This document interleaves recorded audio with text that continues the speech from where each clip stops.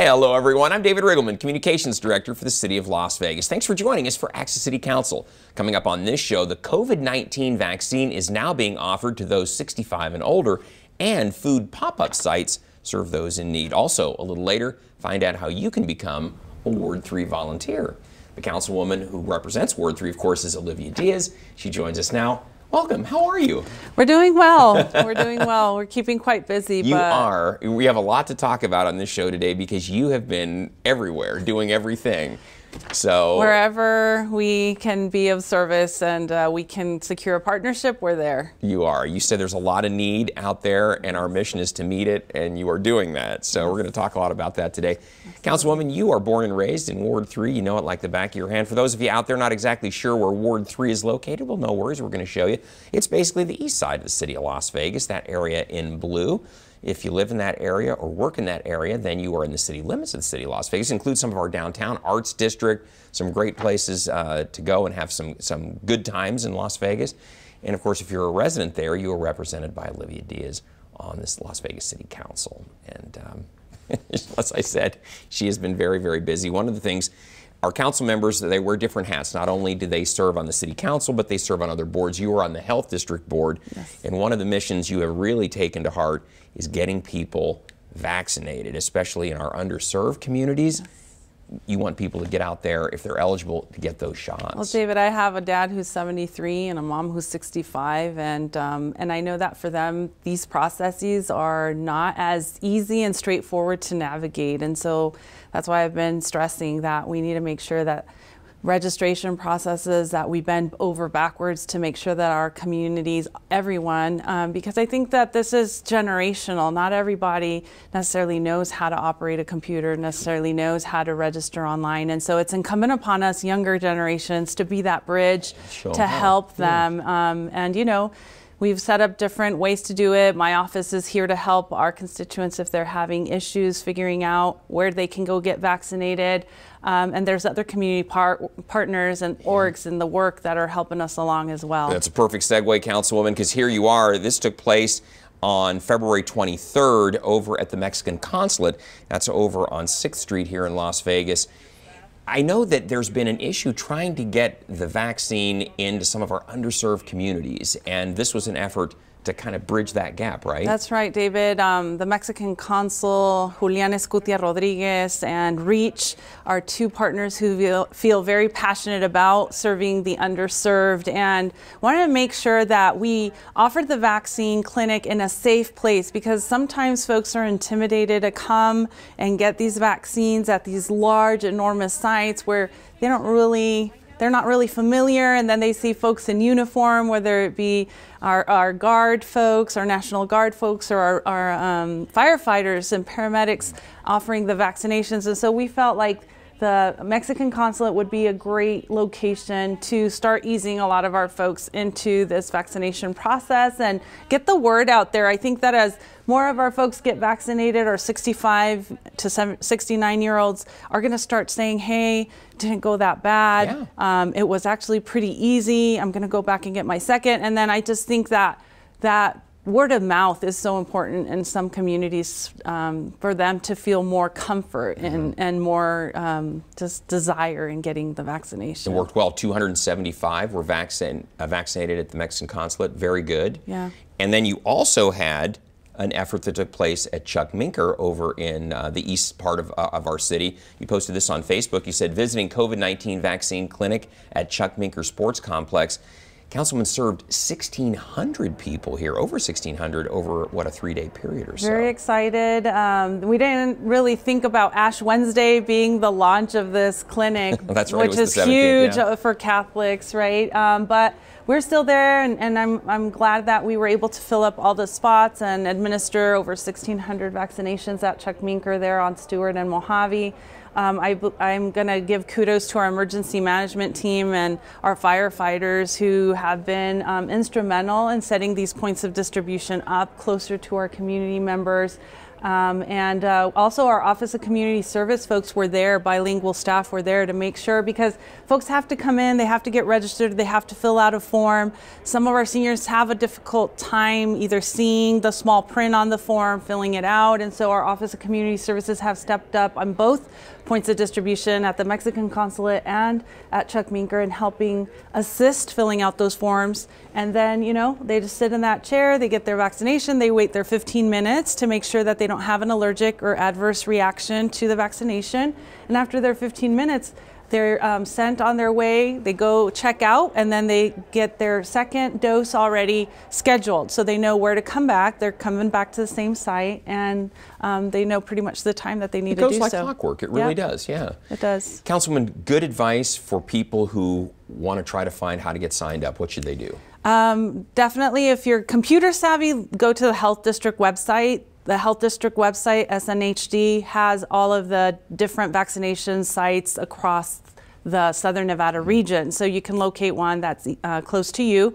But my office is here also to help you navigate. If you are any constituent needing, any resident of our city needing information, you can call us 702-229-4623 and we'll help you navigate.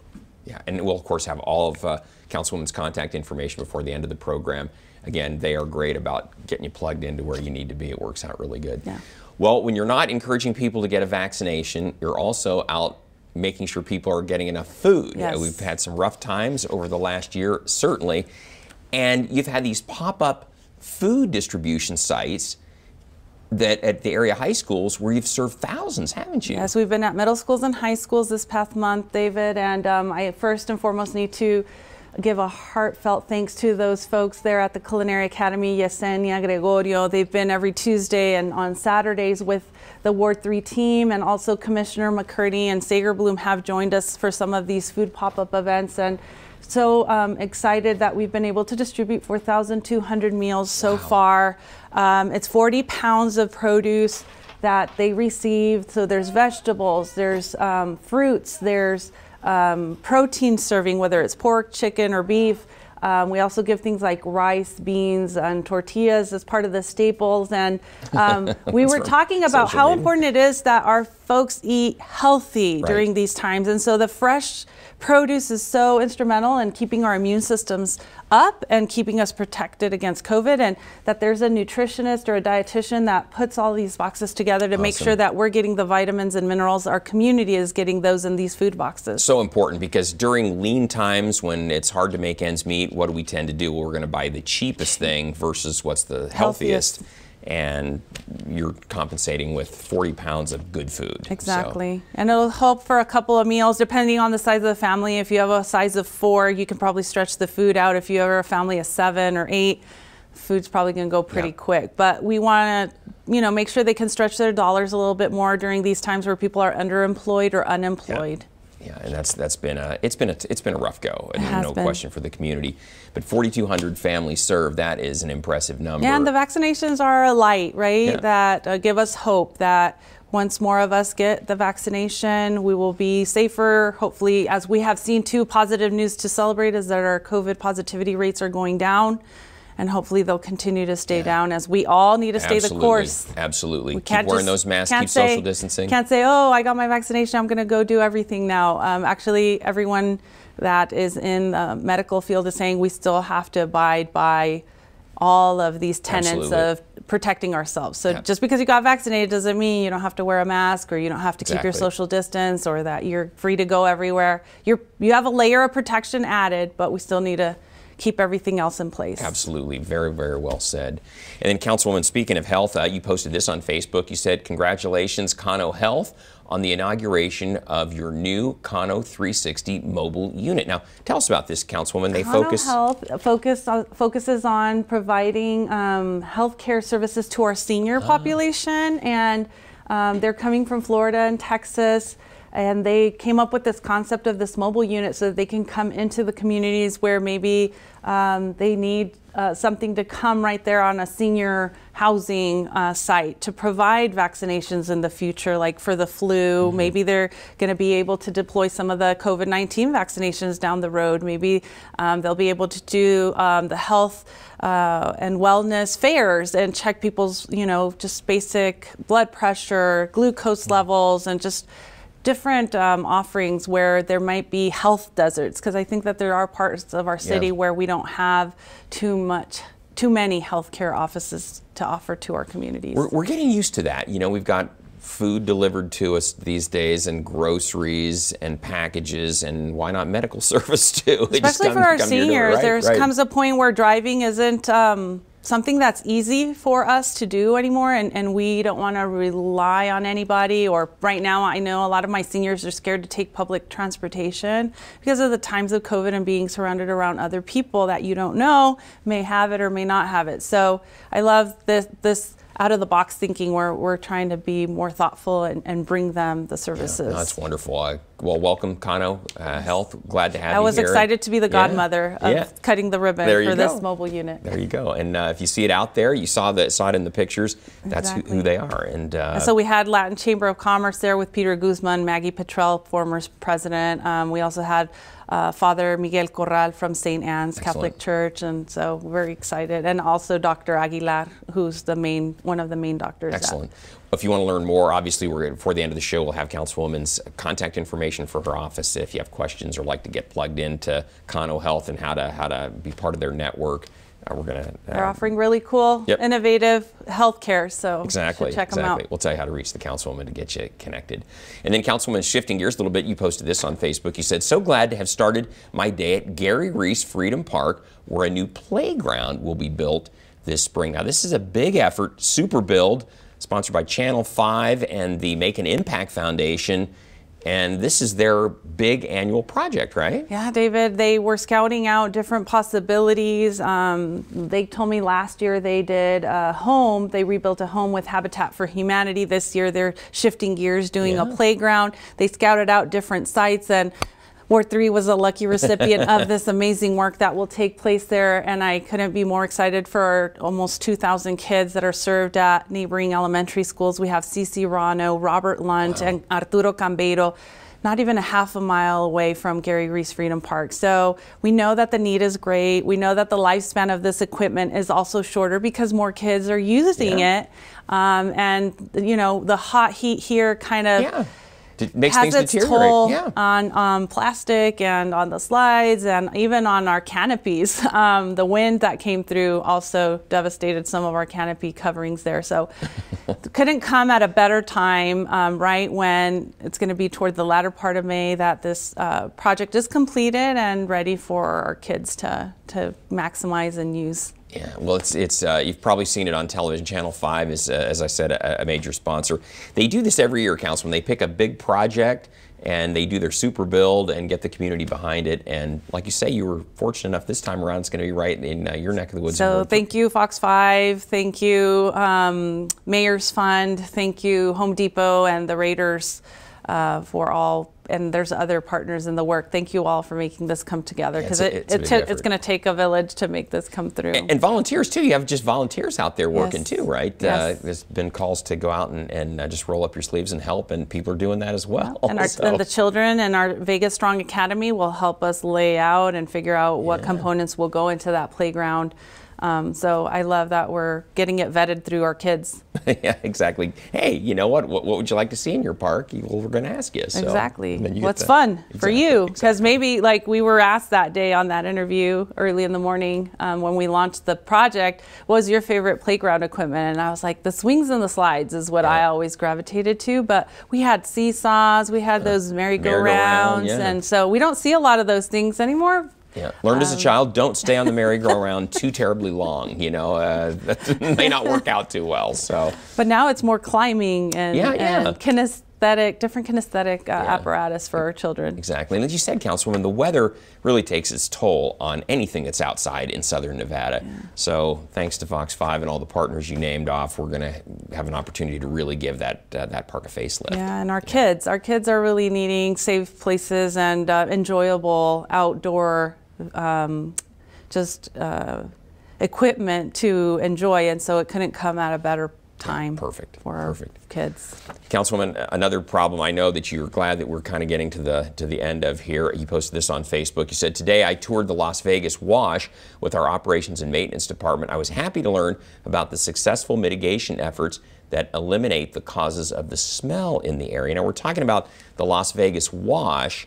There it is, and there were some foul odors that were coming from there. So David, this wash comes all the way from Mount Charleston and goes through Clark County, North Las Vegas, City of Vegas, back through Clark County, all the way to the water reclamation plant. And so we were starting to get a lot of calls into our office and tagged on social media posts that there was just a really foul odor present in this part of my ward that is from Owens to about, I want to say, so it starts at Owens and the wash extends through Charleston, but this part was about Owens to about Washington, and the neighbors were just really frustrated that the odor wasn't getting better. If anything, it was getting worse, and we just had to go do our due diligence, research, find where the source was, and then once the source was found, we were able to deploy almost $1 million of funding that we get through the regional flood control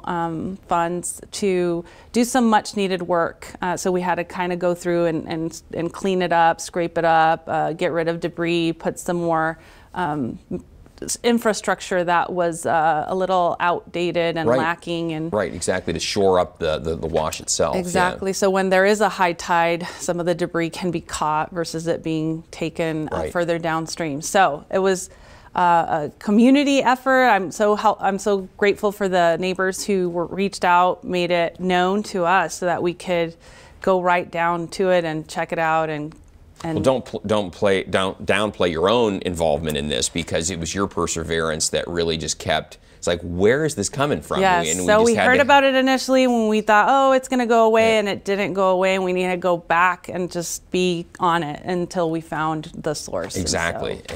And so I'm thankful to our maintenance team, though. They're problem solved. Yes. Fingers crossed, not coming back. So, or at least we'll know exactly where to look and where to check for the next go. We're hoping that it doesn't happen again, though. For sure, I'm second that. All the way around. Well, Councilwoman, we need to take a short break, but when we come back, how you can help keep our parks and trails looking beautiful. That's next. So please stay with us. If you've been affected by suicide, you're not alone. Suicide is a leading cause of death that affects millions each year. In most cases, it happens when stressful life events overload the coping abilities of someone suffering from a mental health condition. And the most common condition associated with suicide is depression, an illness that goes undiagnosed or untreated far too often. But the research is clear. Suicide is preventable if we work together. The American Foundation for Suicide Prevention has set a bold goal to reduce the annual suicide rate 20% by 2025. We can save tens of thousands of lives, but we need the help of everyday heroes like you. People have suffered in silence for too long, and too many families have had to weather their losses alone. You can change that.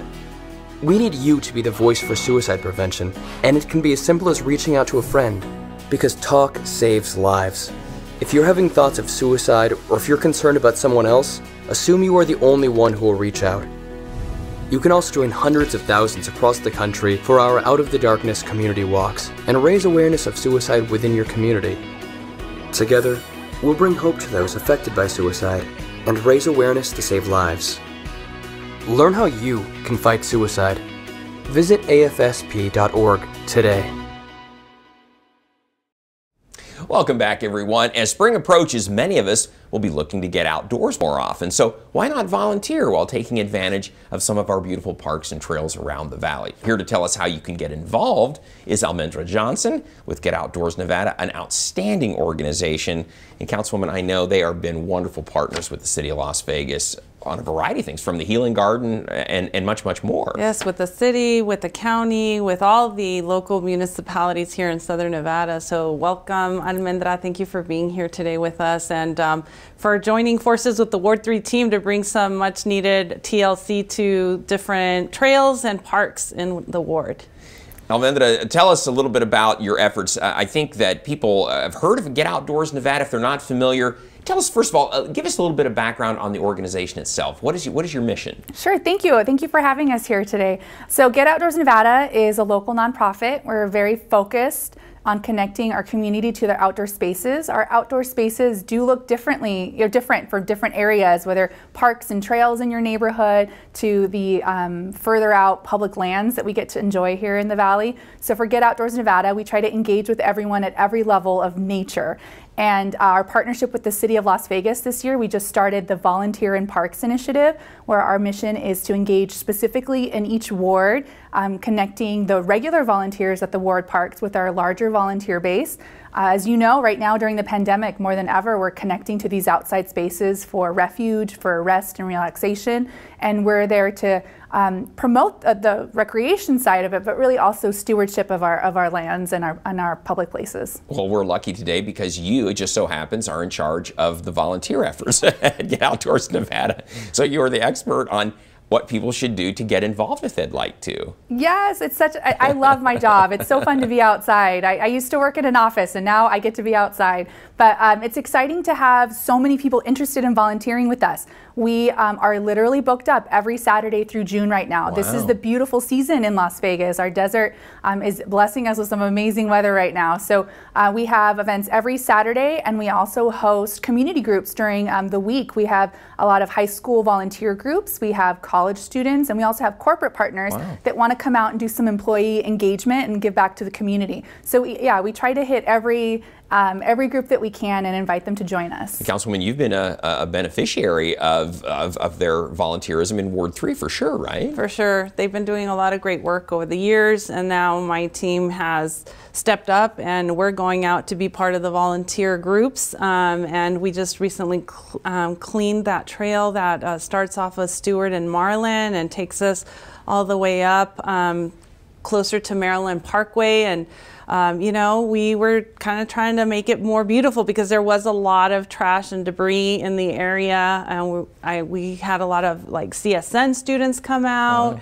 and I think a lot of their volunteer base, and it was fun. Just even getting my son to go do something productive on a Saturday since he's been doing a lot of virtual learning. Sure. I just feel like these kinds of opportunities are instrumental, and they're very they are character building for our kids, and in terms of, one, showing them, you know, that trash doesn't belong in our neighborhoods, but two, making sure that they know the work that it takes to keep it clean and beautiful. And people, I think, Councilwoman Almendra, I think you'd agree, when people get involved, then they take ownership of the parks and the trails. It becomes theirs, not somebody else's to take care of. They have a vested interest in it, and we all benefit from that, right? Oh, absolutely, especially the children, 100%, and your son included. I have two boys, and we love going out and giving back.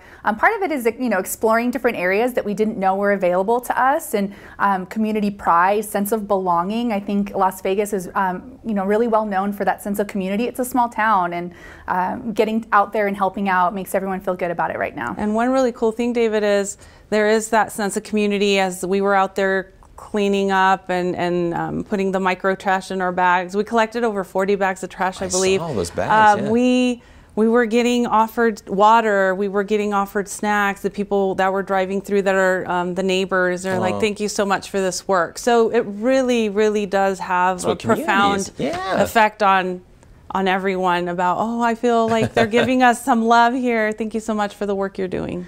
All right, well, Almendra, you've got us hooked now, so if people want to get involved, what should they do? Oh, I would love for you and your families to come out and join us. We have an events page at getoutdoorsnevada.org/events. We list all of our upcoming events in partnership with the city, as well as we have a couple county commissioner cleanups that are on the calendar. And we provide all the tools and the supplies. We make our events as accessible as possible to the community. We really want them to come out and engage with us, so we provide them with gloves and the trash grabbers and the brooms. Really, they just have to bring a bottle of water in themselves. Yeah, just come on out, just bring something to drink and your elbow grease. And most times they have water for us too. They take pretty good care of the volunteers. So yeah, and I will note, because of COVID, that we have all of the safety protocols in place right now. We require face coverings for the duration of the event, as well as social distancing, which is quite easy to do out in a park or a trail area. Yeah, and very good points that you bring up there. We saw that in the images that we showed. People had their face coverings on through all of that as well. And so if you come with your son or you come with your family, you stay together as a unit if you choose to do so, right?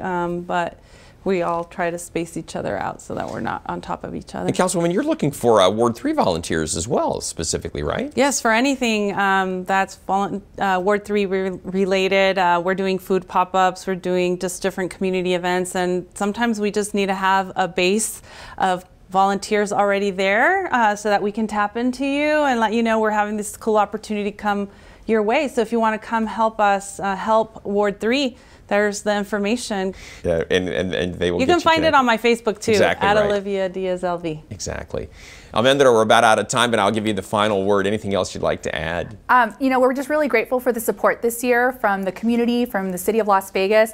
Our outdoor spaces are really benefiting from our dedication right now. So check out our events page and come out and join us for a fun morning of service to your community. All right. Well, very well done. It's a pleasure having you on the show. We look forward to hearing more from Get Outdoors Nevada. Congratulations. Keep up the good work. You guys are phenomenal. We'll see you on Saturday.